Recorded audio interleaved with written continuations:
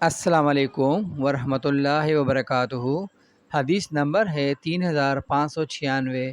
مشکات جو حدیث کی کتاب ہے، حضرت جابر رضی اللہ تعالی عنہ بیان کرتے ہیں، رسول اللہ صلی اللہ علیہ وآلہ وسلم نے فرمایا، ڈاکو پر قطع یعنی ہاتھ کاٹنا نہیں، اس کی سزا الگ ہے، اور جو شخص بڑے بڑے ڈاکے ڈالے وہ ہم میں سے نہیں ہے۔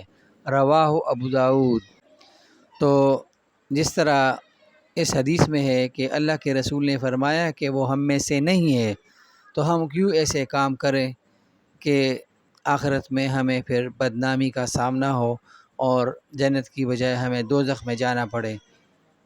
تو حضور صلی اللہ علیہ وسلم کی شفاعت کے لیے ضروری ہے کہ ہم ان کے بتائے ہوئے اعمال پر عمل کریں تاکہ ہماری دنیا اور آخرت دونوں سنور سکے۔